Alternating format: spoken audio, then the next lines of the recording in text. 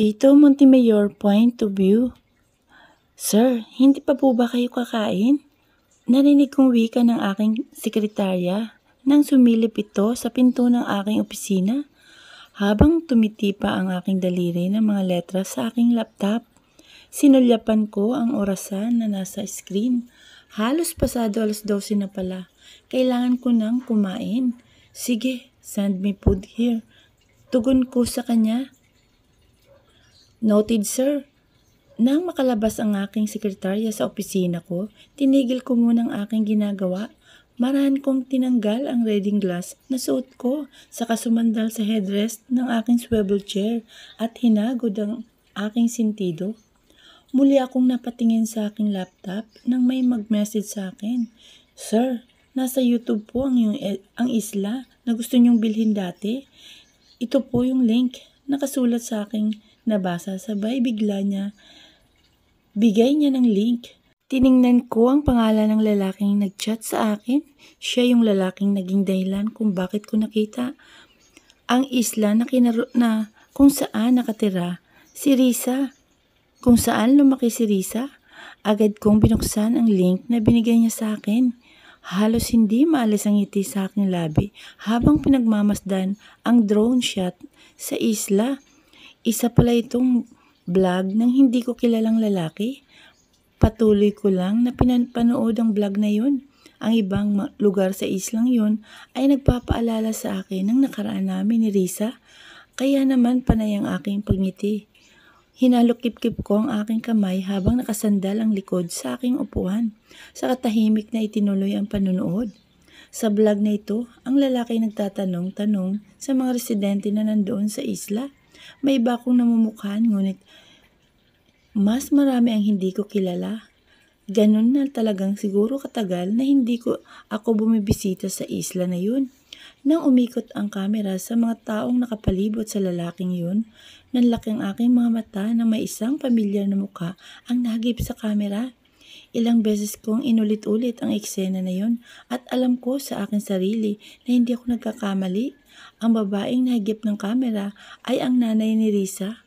Ngunit mas tumindi ang tibok ng aking puso nang makita ko ang kanyang kasama. Nagsimulang manginig ang aking katawan at hindi ko maipaliwanag ang aking nararamdaman. Muli kong inulit ang bahaging yun ng video. Saka ko pinindot pause button kung saan nahagip ng kamera ang nanay ni Risa. Nag-zoom in ako sa litratong yun at mas tumindi ang kutob na aking nararamdaman. Hawak-hawak ng nanay ni Risa ang isang batang lalaki. Isang batang lalaking kuhang-kuha ang aking mukha. Hindi kaya anak ko ang batang yun? Halos matumba ko sa aking pagtayo. Agad akong tumawag sa opisina ng aking chopper. Hello James, ihanda mong chopper. May pupuntahan ako. Nanginginig kong wika sa kabilang linya. Hindi ko na hinintay pa ang kanyang tugon. Agad ko nang ibinaba ang tawag. Saka binagsak ang aking katawan sa swivel chair. Risa, bakit mo nagawa ito sa akin? Nailihim na may anak pala tayo.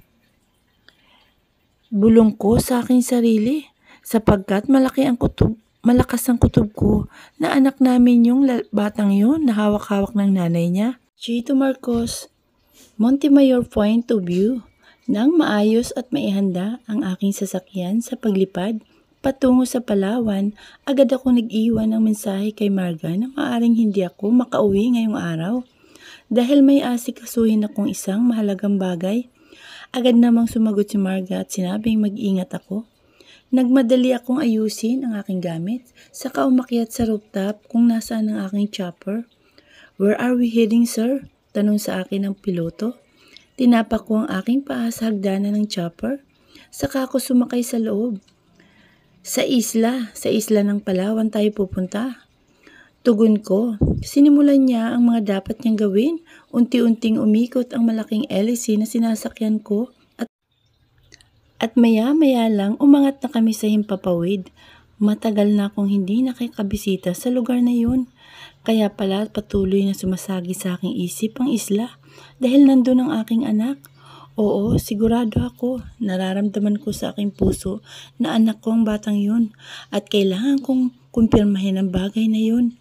Makalipas ang ilang sandali, Natatanaw na ng aking mga mata ang malawak na karagatan, ang iba't ibang isla sa Palawan at ang magagandang dalampasigan nito. Hindi ko pa rin mapigilang mamangha sa buong karagatan. Ang ibang isla rito ay pag-aari na ng mga Montemayor. At ang isla na kung saan lumaki si Risa at kami nagtatagpo, ang hindi ko pa nabibili. Nais kong maging malaya ang isla na yon dahil malaki ang naging parte nito sa aking buhay. Nang tuluyang lumapag ang aking sinasakyan sa lugar na yon, agad kong pinagtanong-tanong sa mga residente na nandoon ang kinaroroonan ng barangay na napanood ko sa isang vlogger. Hindi naman ako nahirapang hanapin ang lugar dahil sikat din pala ang barangay na yon. Wala akong inaksayang oras at mabilis na nagtungo sa kinaroroonan ng magulang ni Risa. At nang ako'y makarating, nakita ko ang mangilan-ngilang bahay sa lugar at isang bahay ang kumuha sa aking atensyon. Maayos ang tirahan nila, maganda ang pagkakagawa sa lahat ng mga bahay na nakatayo rito. Masasabi kong ito ang pinakamaganda. Sinimulan kong ihakbang ang aking paa. Hindi ako nagkamali, ito nga ang bahay ni Risa. Ibang-iba na ang tahanan nila, hindi na tulad ng bahay na tinirahan namin noon na gawa lang sa yero, mga baging at kahoy na haligi. Nakaramdam ako ng lungkot nang makita ko kung gaano nakalaki ang napundar ni Risa at sa lahat ng kanyang nagawa at naabot, wala man lang akong naitulong kahit isa. Sumilay ang ngiti sa aking labi nang makita ko ang nanay ni Risa na lumabas sa kanilang bahay. Sa paglipas ng panahon, nababakas na rin sa mukha nito ang katandaan hanggang sa makita ko ang pagsunod sa kanya ng isang batang lalaki. Tila may kung anong sumipa sa aking puso nang makita ko ang batang yun. Pakiramdam ko ay nais kong tumakbo at yakapin siya na mahigpit. Nay, mahina kong saad nang tuluyan akong makalapit sa kanyang kinaroroonan.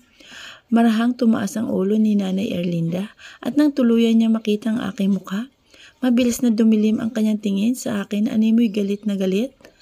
Anong ginagawa mo rito? Galit nilang wika, saka hinawakan ang batang lalaki sa balikat nito na tila inilalayo sa akin. At may lakas ka pa talagang loob na magpakita ulit. Muli niyang saad. Inasahan ko na ganitong reaksyon mula sa kanya, ngunit kailangan kong tanggapin ang mga masasakit na salitang maaari niyang ibato. Nanay, magpapaliwanag po ako, saad ko. Ivan, pumasok ka na muna sa loob, pag-uutos ni nanay sa batang lalaki na kanyang kasama. Mabilis namang tumakbo papasok sa loob ng kanilang bahay ang bata. Ang aking mga matay nakasunod sa direksyon ng batang lalaki na yun. Ivan po palang pangalan niya, saad ko. Oo, ngayon, anong ginagawa mo rito? Muling tanong ni nanay. Nanay Erlinda, si Ivan po, anak ko po ba siya? Nababakas ang gulat at galit sa mukha ni Nanay Erlinda. Hindi ako dapat magsabi niyan, saad niya, saka tumalikod sa akin at akmang lalakad papasok sa loob ng kanilang bahay. Mabilis akong lumakad at hinawakan ang kanyang braso upang siya'y pigilan. Nay, please, pwede ko po ba siyang mahawakan man lang? Nagmamakaawa kong saad. Tama na Daniel, maayos na kami rito, huwag ka nang manggulo pa. Marahas na tinanggal ni nanay ang aking kamay na nakahawak sa kanyang braso. At pwede ba, wag mo na akong tawaging nanay dahil matagal ko nang kinalimutan na naging anak-anakan kita. Tila napako ang aking paa sa kinatatayuan ko nang isigaw niya sa akin ang bagay na yun. Ang babaeng naging pangalawa kong ina, ngayon ay pinagtatabuyan ako. Daniel, isang malalim na tinig ang narinig ko mula sa likuran. Maran akong lumingon at nakita kong tatay ni Risa. Hayaan mo na muna siya, Erlinda. Halika, sumunod ka sa akin.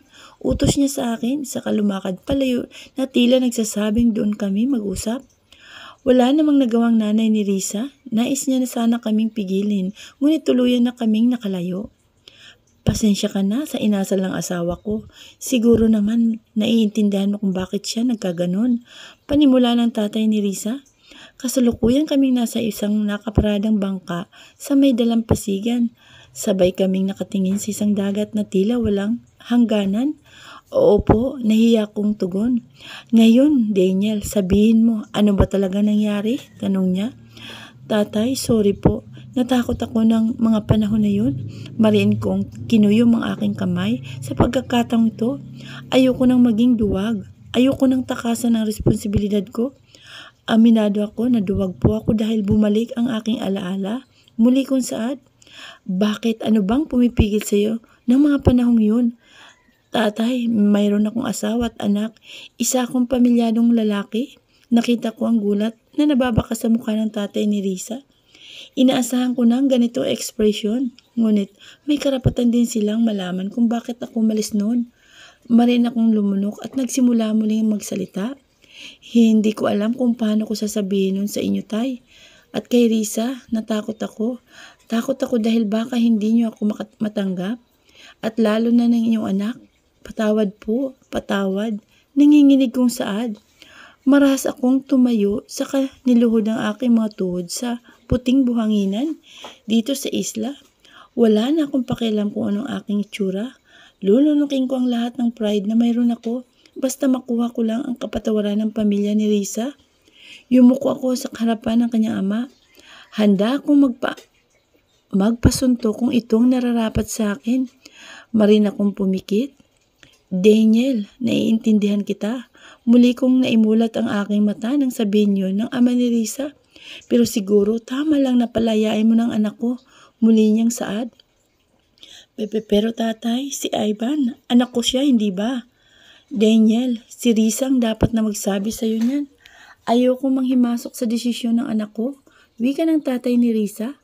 Marahan siyang tumayo mula sa pagkakaupo sa bangka sa kalumapit sa nakaluhod kong katawan.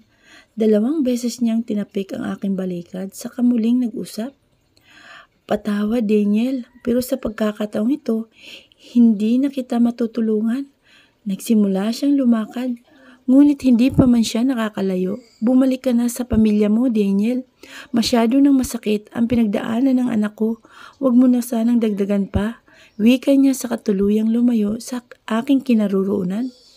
Naiwan akong nakaluhod sa buhanginan. Pilit kong pinapasok sa aking isip ang lahat ng pangyayari o nangyari. Hindi ko na alam kung ano bang tama kong gawin. Hindi ko alam kung litong-lito na. Sapagkat litong-lito na ang aking isip, ang tatay ni Risa ang tanging tumanggap sa akin nung nawalan ako ng alaala. At hindi ko akalain na ganito kasakit ang aking mararamdaman nang sabihin niya ang bagay na yun. Mariin kong kinuyom ang aking kamay na sa puting buhanginan. Anak ko ang batang yun at karapatan kong makasama siya. Kahit dulo ng daliri ng aking anak, hindi ko man lang nahawakan. Bumalik ako sa aking chopper na bigo ang aking plano. Nais kong sundin ang sinasabi ng tatay ni Risa, ngunit pakiramdam ko, may karapatan din ako sa bata. Nais kong punan ang pagkukulang ko sa kanya, ngunit tila pinagkakait nila na mag-iisa akong ama. Sa pagkakataong ito, hahayaan ko munang lahat. Kailangan kong kausapin si Risa. Kailangan kong marinig mula sa kanya ang buong katotohanan. Marisa Marquez point of view. Kinabukasan, kunot ang aking noo habang nakatingin sa isang lalaking nakatayo sa aking harapan. Ayos na ayos ang kanyang itsura at tila handang-handa na kung saan na pupunta. At alam na alam niya kung saan ang pupuntahan niya. Anong trip mo? Tanong ko kay Wong habang nakatingin sa kanya. Kasalukuyan kaming nasa labas ng kondo at nakatayo sa tabi ng aking kotse. Malapit na kasi ang oras ng aking flight pauwi sa isla namin. Nakatayo ngayon si Wong habang nakasuot pa ng shades na animoy lalangoy sa beach. Hindi pa ba obvious? Sasama ako sa iyo, saad niya, sabay bigay ng isang kindat. Ha? Pumapayag ba ako na sumama ka sa akin? And besides, hindi ko pa nakalimutan yung ginawa mo. Kahapon, irritable kong sagot sa kanya. Sus, may pasigaw-sigaw ko na sa akin ha. Dati lang para kang tuta na sumusunod sa utos ko.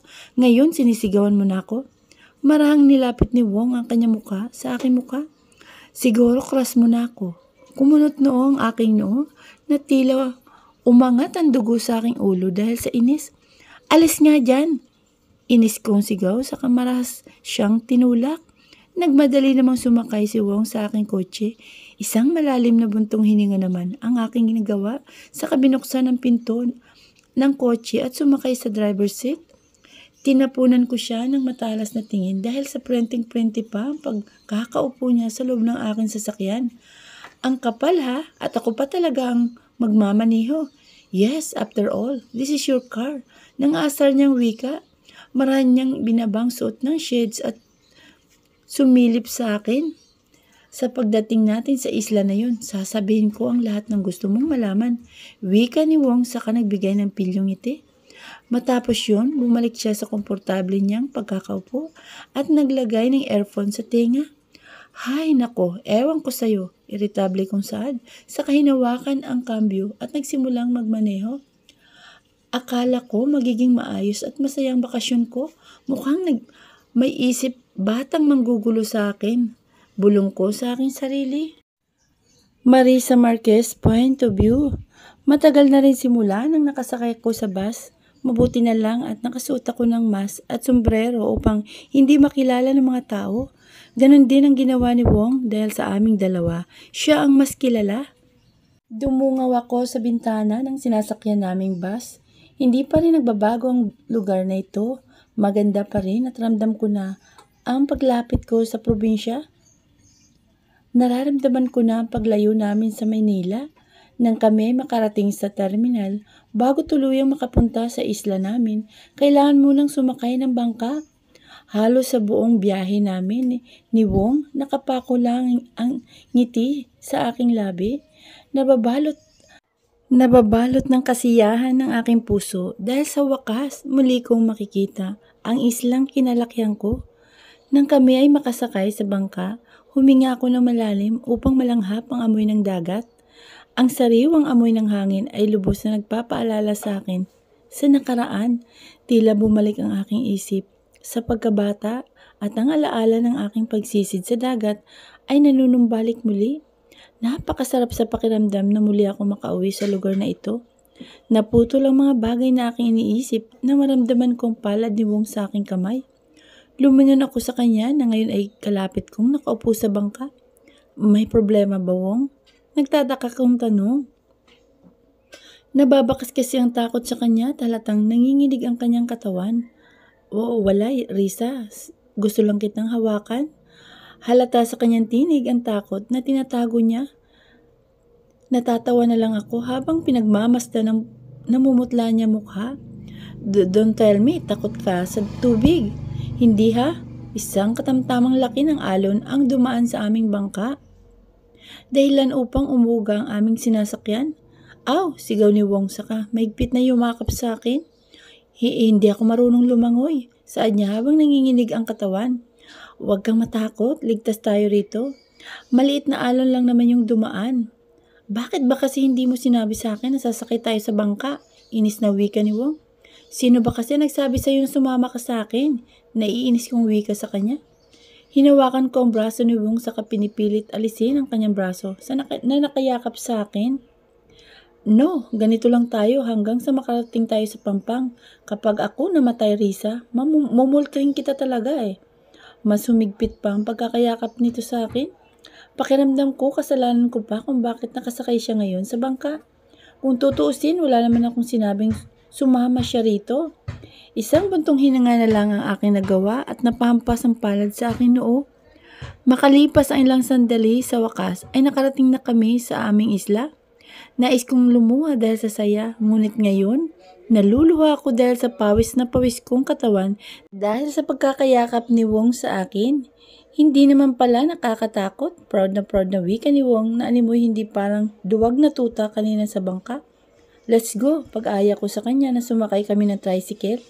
Maya-maya lang nakarating na kami sa barangay namin kung saan kami nakatira. Sa bawat paglapat ng aking paa sa kalsada na aming dinadaanan, sunod-sunod ang kasabikan na naramdaman ng aking puso. Lalong bumilis ang tibok nito nang sa wakas ay makita ko na ang bahay na pinaghirapan ko. Mabilis na nangilid ang aking luha nang makita ko ang simentado nitong haligi. Ang matibay na bubong nito, ang simple at maliit na terrace na pinasadya kong ipagawa upang doon makapagkape sina nanay at tatay. Naramdaman ko ang kamay ni Wong na nakahawak na pala sa aking balikat. I'm so proud of you, Risa. Ito ang bunga ng mga pinaghirapan mo. Mapait akong ngumiti nang marinig ko ang sinabing yun ni Wong. Tumango-tango lang ako, sabay na mabilis na sa pagtulo ng aking luha. Oo nga, ang sarap pala sa pakiramdam na makita mo ang resulta ng pinaghirapan mo. Ang aking luha ay bumalong na lang at pinahirang ko ito. Nay, tay, sigaw ko saka nagmadaling tumungo sa aming bahay. Sa pagbukas ng pinto ng aming bahay, sumilay ang isang malaking ngiti sa aking labi. Nabutan ko sa sala si tatay na nanonood sa flat screen TV na nakamount sa pader. Tila natunaw ang aking puso nang makita ko ito dahil muli kong naalala yung panahong nakikinood lang kami ng telebisyon sa kapitbahay. Sa kabilang upuan naman ay ang aking ina at ang anak kong si Ivan na nakaupo sa kandungan ni nanay habang may binabasang libro. Wala man lang silang ideya na nakabalik na ako. Gusto ko kasing gawing sorpresa ang pag-uwi ko. Marahan akong kumatok sa pinto upang makuha ang kanilang atensyon. Delivery po, saad ko sa may pinto bilang pagbibiro sa kanila. Agad ko namang nakuha ang kanilang atensyon. Nakangiti ang aming mga labi. Mas lalong bumuhos ang luha sa aking mga mata nang makita ko ang kanilang pagtingin sa aking direksyon. Nanlaki ang kanilang mga mata at halatang gulat na gulat sa aking pagdating. Napatayo pa sila mula sa kanyang upuan at napako ang tingin sa akin. Risa, anak, nanginginig na saad ni nanay. Tumango-tango ako, mabilis siyang tumakbo at tila batang sabik na sabik akong niyakap. Isang yakap ng ina na matagal ko nang kinakasabikan. Risa, ikaw nga, umiiyak na wika ni nanay. Gumanti ako ng mahigpit na yakap sa kanya. Kailan ka pa nakauwi, anak? Bakit naman hindi ka nagsabi? Tanong ni tatay na ngayon ay nagpapahid ng kanyang luha. Gusto ko po kasi masurpresa ang pag-uwi ko. Nakakainis kang bata ka. Saad sa akin ni nanay nang ilayo niya ang kanyang katawan sa akin. Sabay mahinang hinampas ang aking balikat. Sorry po, nay. Gusto ko talagang surpresahin kayo eh. Halika na nga rito, saad ni tatay sabay sa pagdipa ng kanyang mga braso. Tila bata naman akong yumakap sa kanya. Halos ilang minuto kaming nagiyakan dahil sa pagkasabik sa isa't isa. Nanay! Marahan kong tinanggal ang pagkakayakap namin ni tatay sa isa't isa nang marinig kong tinig ng isang bata. Halos lumundag ang aking puso sa saya nang muli ko masilayan si Ivan. Ang tangkad na niya para sa 7 taong gulang na bata. Halata rin sa katawan niya na hindi siya pinababayaan ng aking mga magulang. Dahil tama lang ang kanyang laki, marahan akong lumuhod at binukas ang aking bisig. Nanay, sigaw ni Ivan saka umiyak na tumakbo sa akin at mahigpit akong niyakap. Sa ilang taong wala ako sa kanyang tabi, tila kulang ang ilang oras na yakap na ito galing sa aking anak. Nais ko siyang yakapin ng buong araw at ayoko nang bitawan pa siya. Hinihiling ko na sana'y hindi na matapos ang araw na ito. Sunod-sunod ang pagpatak ng aking luha dahil sa mga pangyayari. Ngayong araw, isang pangyayari na sana'y hindi na magwakas. Naputol ang makabagabag damdamin naming pagtatagpo nang marinig namin ang pag-ubo ni Wong sa may pinto. Agad na napalingon sa akin mga magulang. Sa kanyang kinaroroonan, magandang hapon po, wika ni Wong sa bayo ko ng ulo. Siya yung kasama mo modelo, hindi ba Risa? Tanong ni nanay. Opo, gusto niya kasing sumama rito kaya sinama ko na lang din. Paliwanag ko. Pumasok ka iho, huwag kang mahiya. Pag-iimbatan ni nanay. Salamat po. Mabilis na pumasok si Wong sa bahay saka prenting-prenting umbo sa aming sopa. Kinaway-kaway pa niya ang kanyang kamay sa amin at muling nagsalita. Sige na po, ituloy niyo na lang ang reunion niyo. Manunood lang po ako rito. Pilyo niyang saad. Tinapunan ko naman siya ng matalas na tingin dahil sa kanyang sinabi. Ngunit ngumiti lang siya at umiwas ng tingin sa akin. Nakita ko ang pagsulyap ng kanyang mga mata sa anak kong si Ivan at sa kanyang pagtingin, biglang kumunot ang kanyang noo. Doon ko na lang naalalang kuhang-kuha ni Ivan ang mukha ni Chito. Maya-maya lang bumalik ng tingin sa akin si Wong saka nagbigay ng matalas na pagnisi. Sana totoo ang kanyang sinabi na ipagtapat niya sa akin ang lahat-lahat. Hindi ko na siya sinayang ang sandali na kasama ko ang aking pamilya. 3 araw lang ang binigay sa akin ng kumpanya upang makabisita ko rito sa aming bahay. Kaya naman sinigurado kong magiging memorable ang aking pagbisita rito. Sinama ko ang aking mga magulang sa pinakamalapit na mall sa isla. Binili ko ang mga bagay na hindi nila nabibili noon. Masaya kaming lumibot sa parke at kung saan-saan pa. Si Wong kahit ubod siya ng arte, sa kanya ko pinadala ang aming gamit. Wala naman siyang pagtanggi dahil alam niyang may atraso pa siya sa akin. At ngayon, sa pagsapit ng gabi, nagdesisyon kaming mag-bodle fight malapit sa dalampasigan. Nandun ang mga isda at malalaking alimango na nahuli ni tatay nang siya'y pumalaot. Nag-set up din kami ng tent at bonfire upang mas maging masaya ang aming ginagawa. Wong, halika muna iho, samahan mo kong kumuha ng kahoy. Pag-utos ni tatay kay Wong. Yes, daddy. Masayang tugon naman ni Wong.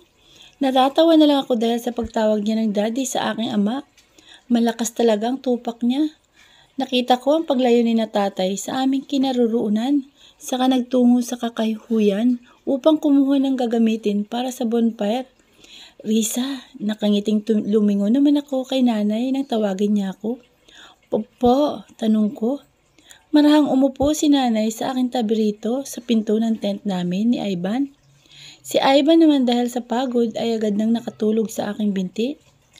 May kailangan kang malaman. Anak, seryosong saad ni nanay. Kumunot ang aking noo dahil sa ekspresyon ng kanyang mukha. Risa, bumalik dito si Daniel nung nakaraan. Nanlaki ang aking mga mata nang sabihin niya ang bagay na yun. Ang masayang tibok ng aking puso ay napalitan ng matinding kaba. Bakit daw? Tanong ko. Tinatanong niya kung anak niya si Ivan. Hindi ko alam kung saan niya nakuha ang impormasyon na yun. Anak, pero hindi kaya dapat sabihin mo na sa kanyang totoo? Pero nanay, kasi oo, alam ko nang lahat anak. Ikinuwentos na sa akin ng tatay mo nang mag-usap sila ni Daniel. Marina, kung napalunok ang sabihin yun ni nanay. Pamilyadong tao si Daniel, oo. Nung una ay tutol ako, pero karapatan niyang malaman na anak niya si Ivan. Niyuko ko ang aking ulo sa kasinuklay ang buhok ng aking anak. Natatakot ako nanay. Natatakot ako na baka kunin niya sa akin si Ivan. Natatakot ako na baka pati kayo ay madamay dahil sa kanilang pamilya. Naramdaman kong mainit na palad ni nanay na hinawak niya sa aking kamay. Kaya namin ang sarili namin, Risa. Ang mahalaga sa amin ay ang mapalaya mong bigat ng dinadala mo, saad ni nanay. Si Daniel kahit papano, alam kong mabait ang lalaking yun. Isang malalim na buntong hininga ang aking ginawa, saka seryosong humarap kay nanay. Hindi ko alam kung paano ko sisimulan, ngunit ayoko nang maglihim pa sa aking pamilya. Nais kong sabihin at ikwento ang aking pinagdaanan. Nais kong malaman niya ang mga mali kong nagawa noon. Ang mga maling pinagsisihan ko ngayon. Mahigpit akong niyakap ni nanay nang marinig ang lahat ng aking kwento. Simula sa pagiging katulong ko sa mga Montemayor hanggang sa pagkikipagrelasyon ko noon kay Chito. Halos natulala siya sa aking mga pinagtapat. Ramdam ko ang pagkadismaya niya sa aking nagawa. Ngunit alam kong ramdam niya pa rin na pinagsisisihan ko ang lahat ng iyon. Nagmahal lang ako. Iba pa rin ang pagmamahal ng isang ina na kahit may mali man ako nagawa, sila pa rin ay handang tumanggap sa iyo ng buong buo. At pinapangako ko sa akin sarili na sa pagkakataong ito, hindi na ako magkakamali ng desisyon. Kung kailangan kong kausapin si Chito tungkol kay Ivan, gagawin ko. Pero yun ay dahil sa karapatan niya ngayon. Hindi dahil nais kong gampanan niya ang pagiging ama niya. Sana lang wag na niyang lapitan pa ang anak ko at ang ilayo ito sa akin. Naputol ang pag-uusap namin ni nanay nang dumating sila tatay habang dala ang mga kahoy na gagamitin sa bonfire. Kasalukuyan naming pinagmamasdan ang dalawa habang inaayos at sinisindihan ng mga kahoy. Si Wong, ano ba siya sa'yo anak? Napalingon ako kay nanay nang sabihin niya yun. Nakangiti at nakatingin lang siya kay Wong habang pinapanood ito. Ngumiti naman ako at bumalik ng tingin sa lalaking yun. Kaibigan ko lang po siya, Nay. Isang kaibigan na may malaking ginampanan sa buhay ko. Sunod-sunod kong tugon. Malaki po ang pasasalamat ko sa lalaking yan. Muli kong wika. Mukha naman siyang mabait, saad ni Nanay. Opo, kahit ganyan siya, mabait po talaga si Wong. Nang matapos nila, tatay, ang pagsindi sa mga kahoy, kumain na muna kami at nagbudol fight. Masaya ang aming naging kwentuhan. Kumanta pa si Wong, gamit ang gitara habang kami nakaikot sa bonfire. Isa ang araw na ito sa pinakamasayang araw ko. Sa paglipas ng oras, hindi na namin napansin ang paglalim ng gabi. Nakatulog na si Nanay at Tatay dahil sa pagod. Ako naman, pinili ko munang umupo sa buhanginan at pagmasdan ang madilim na dagat. Hindi ka makatulog? Narinig kong wika ni Wong at umupo sa aking tabi. Masyado lang akong masaya. Pakiramdam ko kapag pumikit ako, mas bumibilis ang araw. Ang weird mo talaga, Anya. Natawa na lang ako dahil sa kanyang sinabi. Handa ka na bang makinig sa sasabihin ko, Risa? Ang ngiti sa aking mukha ay biglang nawala. Napalitan ito ng seryosong ekspresyon at maran akong napalingon kay Wong. Sige, tugon ko. Sige, makinig kang mabuti. Sana sa sasabihin kong ito, hindi mo ako kamuhian. Mariin akong napalunok at naramdaman ang kaba sa aking puso. Hindi ko alam kung ano ang kanyang sasabihin. Ngunit alam ko, may nalalaman siya tungkol sa akin noon pa man. Marisa Marquez point of view. Ako si Daniel Santos, ang tunay kong pangalan. Ang nakabatang kapatid ni Margaret Montebayor. Nanlaki ang aking mga mata nang marinig ko ang bagay na sinabi ni Wong. Bumalot ang matinding kaba sa aking puso nang malaman ko ito. All this time, ang kasama kong lalaki ay ang kapatid ng dati kong pinagsilbihan. Si Miss Marga na asawa ni Chito. Ang batang si Ivan, anak siya ng asawa ni ate, hindi ba? Muli niyang wika. Marina kong napalunok. Hindi ko alam kung anong isasagot ko. Aaminin ko ba ito? Sasabihin ko bang totoo? Hindi ko alam kung saan galing ang impormasyon na kanyang nalaman. Ngunit ngayon, matinding kabang bumabalot sa akin dahil sa pagtatapat na kanyang sinabi. Isang buntong hininga ang kanyang ginawa sa katumingala sa madilim na dagat. Nagulat ka, no? Yes, alam ko lahat ng tungkol sa iyo, Risa. Alam ko ang relasyon mo kay Chito at alam ko rin na may anak kayo. Pero paano mo nalaman? Hindi ka kasi magaling maglihim, tugon niya sa kangumiti. Alam ba ni Miss Marga ang tungkol dito? Mabilis siyang umiling nang tinanong ko yon. Hindi, wala siyang alam. Ayoko masaktan si ate. Ayoko malaman niya na niloloko siya ng kanyang asawa. Sunod-sunod na wika ni Wong sa kamuling humarap sa akin. Kaya ako nandito, Risa. Nandito ako para ilayo ka, para makalimutan mo si Chito. Alam kong hindi pa huli ang lahat. Hinawak ni Wong ang kanyang palad sa aking kamay. Hindi malalaman ni ate ang lahat ng tungkol sa'yo. Pumayag ka lang na tanggapin ako. Seryosong sambit ni Wong. Pero Wong, kumunot ang aking noo. Nababa ka sa mukha ni Wong na sincero siya sa kanyang mga sinasabi. Hindi ganun kadali ang hinihingi mo, muli kong saad. Kung ganun, si Chito pa rin ang gusto mo? Hindi, marahan kong kinuha ang aking kamay mula sa kanyang pagkakahawak. Gusto kong ituon muna ang pansin ko sa aking pamilya. Sa ngayon, ayoko na muna isipin ang mga bagay na may kinalaman sa pagmamahal. Sana maintindihan mo ito, Wong. Sunod-sunod kong paliwanag. Maghihintay ako, Risa. Hihintayin kita. Napako ang aking tingin sa nakangiting mukha ni Wong. Sa pagkakataong ito, ngayon ko naramdaman ang pagiging totoo sa kanyang sinasabi. Hindi pa rin mawala sa aking isip na siya ay kapatid ni Miss Marga. Halos hindi matanggap ng aking dibdib ang bagay na kanyang pinagtapat. Bakit tilang liit ng mundo?